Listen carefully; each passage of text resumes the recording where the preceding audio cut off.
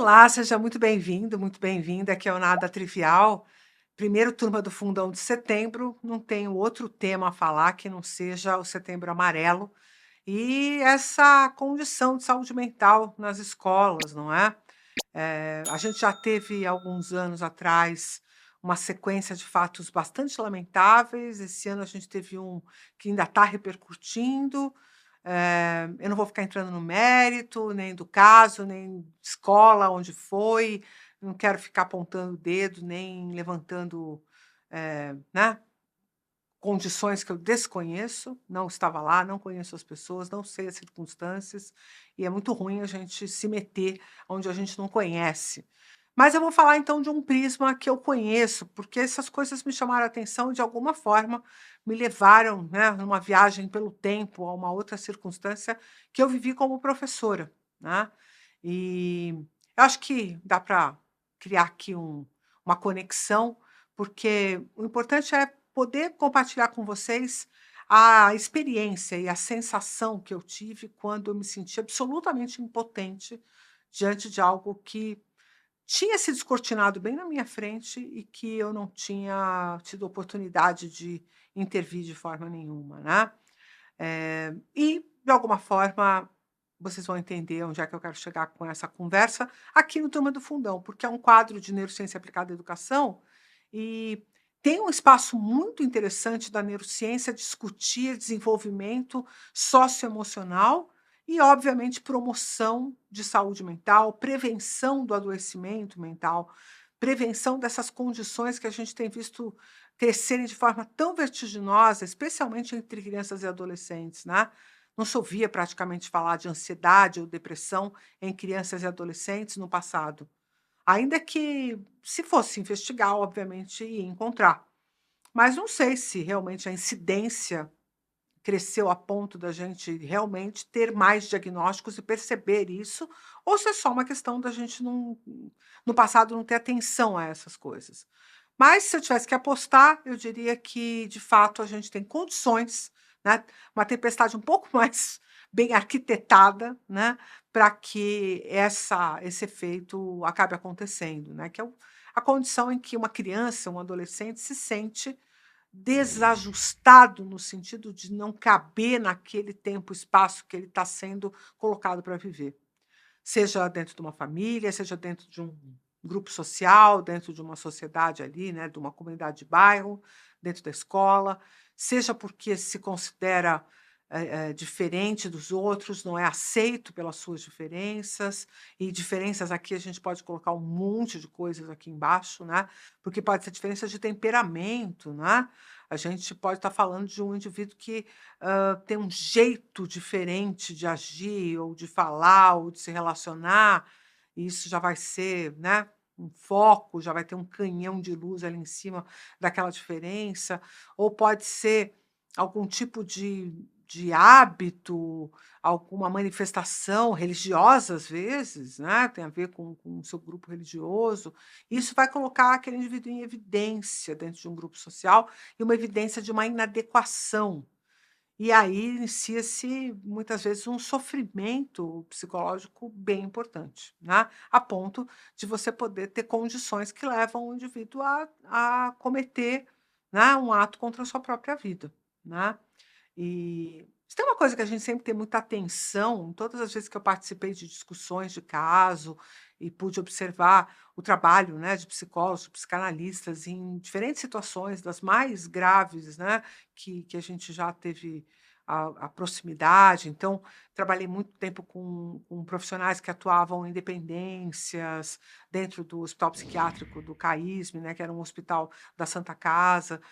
Tive a oportunidade de acompanhar, eh os meus alunos quando buscavam um apoio psicológico, né, a gente criou um serviço de apoio psicológico dentro do curso de medicina, no ano de 2005, justamente para promoção dessas discussões, então atendimento psicoterápico, e essas iniciativas, todas elas trazem bons resultados, porque apaziguam um pouco essa sensação de inadequação, de desconforto, né. O curso de medicina, os cursos de saúde, geralmente são bem desafiadores, né, porque logo de cara, especialmente na Santa Casa, os alunos têm o confronto com a doença, o confronto com a dor, o confronto com a perda, porque eles já vão para o hospital. O hospital, diferentemente do curso de medicina da USP, por exemplo, eu estudei na USP, eu estudei veterinária, né? Mas óbvio que eu conheço exatamente como é que era o jogo dos alunos de medicina, que era muito semelhante com o nosso. Nós tínhamos as nossas aulas básicas, né? Fisiologia, farmacologia e tal, num instituto que ficava dentro da cidade universitária, né? E tanto a parte prática de medicina veterinária como a parte prática da medicina acontece dentro dos hospitais, dentro das clínicas que estão dentro das próprias faculdades, né? Já não é mais nesse instituto. E nessas faculdades, obviamente que para a medicina de uma forma muito mais emblemática, quando você está dentro do hospital, você começa a conviver com a dor, com o infortúnio, né, com toda a condição ali daquela profissão. Então eu tive essa experiência de ver meus alunos precisando de apoio para enfrentar, né, toda essa condição de dor e tal. Mas eu queria falar um pouco de gente mais jovem do que esses meus alunos, mas eu vou acabar contando um exemplo de um aluno meu, que foi um exemplo que eu pude vivenciar e que eu me senti absolutamente impotente, né. Foi um caso que veio à tona quando um aluno da Faculdade de Medicina da Santa Casa entrou em um cinema do Shopping Morumbi, armado, não é, e disparou uma arma automática na audiência do cinema, né. Coincidência ou não, não é, existiam inclusive alunos meus, alunos da própria Faculdade de Medicina da Santa Casa, no auditório. Não parece que esse aluno estava procurando estes alunos, não tinha nenhuma relação direta entre eles para se fazer essa correlação, parece que foi mesmo uma circunstância, uma coincidência, mas esse fato foi bastante noticiado, eu não estou contando nenhuma fofoca, porque todo mundo pode acompanhar o desdobramento e as circunstâncias desse caso aí na mídia, ele foi bastante noticiado à época, né. Mas veja que coisa, eu tive esse indivíduo que entrou armado no cinema e abriu fogo contra uma multidão que estava no cinema, eu dei aula para esse aluno. Eu conheci ele. Eu, meus colegas e todos os outros professores da Santa Casa tivemos a oportunidade de tê-lo como aluno.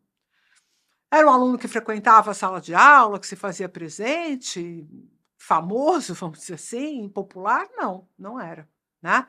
Mas será que não é justamente por isso que a gente deveria ter, a condição de acompanhá-los de forma mais próxima e achar que faz parte do papel de educar, estar próximo dessa percepção de como o indivíduo está lidando com os desafios do social, os desafios do dia a dia, o quanto que ele está conseguindo amadurecer, o quanto que ele está conseguindo se fortalecer diante dos desafios que estão sendo postos? Porque se você pegar uma criança bem piquititica, né, ela tem um desafio relativamente tranquilo, que é: eu preciso saber onde está minha mãe, onde está meu pai, onde estão meus cuidadores, que é onde eu me sinto segura, e eu tenho que, no mínimo, transferir essa segurança para um outro adulto para que eu fique tranquila, então eu vou fazer isso na escola e tal. E é esse adulto quem vai, de uma certa forma, nortear as relações que eu vou ter, inclusive com outras crianças. À medida que ela vai crescendo, começa a existir uma relação que está sendo construída ali no grupo, que já não depende única e exclusivamente dessa relação com esse adulto intermediando. Começam a acontecer momentos de relação entre o grupo de crianças. Depois, nas diferentes faixas etárias, isso vai ficando cada vez mais sério, cada vez mais importante para o indivíduo, a forma como ele é visto naquele grupo. Só que os professores, a escola, especialmente a partir do ensino médio, desculpa, antes até do Fundamental 2 ali, quando o indivíduo tem 12, 13 anos de idade, os professores que são mais especialistas das suas áreas, eles já diminuem um pouco essa relação de vínculo com os alunos. E é aí que eu acho que cabe aqui a gente falar sobre o Setembro Amarelo dentro das escolas, dentro de neurociência, aqui no quadro Turma do Fundão. Porque quando nós estamos vivendo essa transição, que é uma transição bastante importante, né, do fundamental anos iniciais e o fundamental anos finais, né? Então, para quem não está na escola, anos iniciais, primeiro, segundo, terceiro, quarto e quinto, anos finais, sexto, sétimo, oitavo e nono, né? Então, veja que nesse aqui é 6, 7, 8, 9, 10 anos, né? Depois 11, 12, 13, 14. E aí 15, 16, 17. E óbvio, um pouco mais, um pouco menos, a depender ali da data de aniversário, né. Essa faixa etária onde tem a transição do anos iniciais, né, dos anos iniciais para anos finais, 10, 11, 12 anos, ela é crucial para a mudança dessa socialização. Então, aqui é fundamentalmente importante que a gente tenha professores que sejam próximos de reconhecer esses sinais, de reconhecer esses manifestos, porque, em geral, eles vão acontecer na escola. A criança consegue tamponar na relação com pai, mãe, avô, avó, ela consegue não ser transparente, por quê? Porque ela chega em casa, ela janta ali, vai dormir, de manhã já saiu todo mundo para trabalhar, ela fica sozinha, tem poucas oportunidades de ser observada pelos pais durante a semana, no final de semana as coisas de uma certa forma se aliviam, é no dia a dia da escola que as relações sociais vão se agravando, e geralmente a família não consegue perceber que tem ali um peso, que tem ali uma condição, que tem ali uma necessidade. A escola vai ser geralmente aonde vai vir esse primeiro alerta.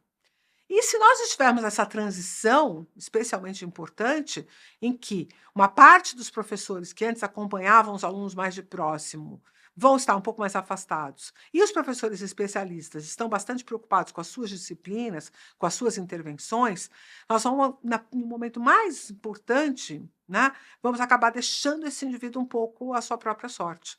E é aí que as relações de pressão, de resultado, de performance, de identidade, de pertencimento ao grupo vão se dar. E falar em prevenção, né, de adoecimento mental, falar em prevenção dos casos mais graves, onde podem acontecer verdadeiras tragédias, né, é falar sobre as intervenções micro que vão sendo feitas no dia a dia, dentro desta perspectiva dos adultos da escola com os jovens da escola. Né? Como é que esta relação se dá e como é que ela vai ficando num nível de transparência suficiente para que os professores possam fazer uma intervenção. Né? E que intervenção é essa? É uma intervenção terapêutica? Não. É uma intervenção educacional, socioemocional, situacional. Muitas vezes propondo que seja feito um olhar específico, um olhar, quem sabe, mais da área da saúde, para um diagnóstico individual, mas que tenha esse feeling, que se sinta parte, que diga é comigo também. Porque a grande crítica que eu quero trazer aqui nesse vídeo não é exatamente sobre o quanto a sociedade ficou perigosa para os nossos jovens e por que a gente tem que, então, ficar super alerta às redes sociais, às interações, ao jogo do tigrinho, ao isso, ao aquilo, aquilo outro. Tem que ficar atento a tudo isso, aos vícios digitais, está tudo posto. Mas as relações humanas, tete a tete, especialmente aquelas de grande importância, que parecem estar sendo negligenciadas, mas justamente estão nessa condição por estarem perdendo sua qualidade, que é a relação dos adultos, professores, orientadores, coordenadores, diretores e os alunos, esta relação que seria para trazer parâmetros, para modelar as relações socioemocionais, para revelar a percepção de valor que o indivíduo tem sobre si, sobre as relações que ele tem, estão perdendo sua força, estão perdendo seu impacto no cotidiano das pessoas. E nós precisamos resgatar isso se a gente quiser realmente ter uma atividade preventiva no campo do adoecimento mental, especialmente no campo do adoecimento mental na adolescência, e que pode nos trazer essas consequências danosas. Né?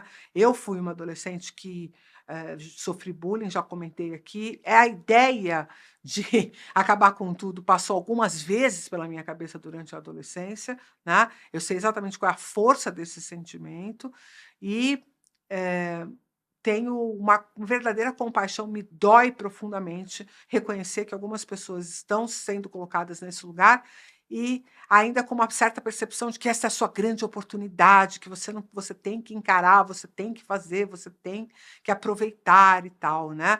E me lembro de uma circunstância que aconteceu comigo que, quem sabe, até hoje eu possa estar sendo criticada, né, nos céus aí pelos meus avós, pela minha avó, que foi a gente vinha de uma família relativamente sem posses, né? Não vou dizer que a gente vivia em vulnerabilidade, era uma classe média baixa, uma classe baixa, né, remediadinha, assim, e eu estudava numa escola que chamava-se Colégio Santa Marcelina, nas Perdizes, possível que algumas pessoas conheçam. E minha tia, que era muito próxima à igreja, havia conseguido uma bolsa de estudos para mim, integral até o final do ensino médio, nessa escola, nesse colégio Santa Marcelina, que era um colégio de freiras ali nas Perdizes. E era, tipo assim, a melhor coisa que poderia ter acontecido, a família em festa, etc, etc. Só que eu não conseguia me adaptar à escola, pelo tipo de observação que se fazia sobre o meu comportamento, sobre o jeito com que eu falava. Eu era muito moleca e não tinha parada, e vivia sendo castigada, vivia sendo punida, vivia sendo advertida. E minha mãe falou: não, não vai, isso aqui não vai acontecer com ela, não vai ser por aí, né? E minha mãe foi contra tudo e contra todos, e me tirou de uma escola que estava paga até o final do ensino médio, porque ela não acreditava na forma como eu estava sendo socioemocionalmente, psicologicamente tratada ali, né? Então, às vezes, a gente tem que tomar atitudes radicais para garantir que a sanidade mental daqueles que a gente ama seja preservada, né? E no Setembro Amarelo, essas ações são tanto de cada indivíduo, tentando preservar, como elas também são do ambiente, como elas também são da sociedade e também são especialmente da escola. Então, para cada um de nós, a César o que é de César, vamos nos responsabilizar pelas relações que a gente pode se responsabilizar e mudar esse jogo das pessoas se sentirem tão sós, tão abandonadas, tão destacadas do convívio social, que até mesmo perdem a vontade de estar aqui entre nós. E por aí vamos, não é isso? Não é fácil, mas a gente precisa intervir e conhecer neurociência, conhecer a forma como as emoções se dão, conhecer a forma como a tomada de decisão se dá, como o comportamento se estrutura, é fundamental para que você possa estar mais instrumentalizado para levar essas conversas, levar esses diálogos à frente. É isso, professor. No Setembro Amarelo, pense na sua responsabilidade, pense naquilo que você precisa fazer. Pai, mãe, vocês também podem atuar de forma bastante positiva nas relações humanas, tentando compreender os desafios que estão sendo postos e modificando esse jogo. Curtiu? Deixa seu like aqui. Compartilha esse vídeo. Você já está sabendo que o quadro de sexta-feira do Nada Trivial agora é um vídeo ao vivo, assim, tempestivo? Amanhã você está comigo, 6 horas da tarde, aqui no Nada Trivial, toda sexta-feira, um vídeo para membros. O Clube de Membros está on. E a comunidade inédita também, que é o melhor lugar para você aprender neurociência, qualquer que seja o interesse que você tenha nesse tema. Gostou? Então deixa um valeu para esse time incrível que faz o Nada Trivial, edita, corta, e sobe, desce, põe legenda. Tem muita gente trabalhando nessa história. Deixa o like para eles, deixa um valeu para eles e eu te espero no próximo.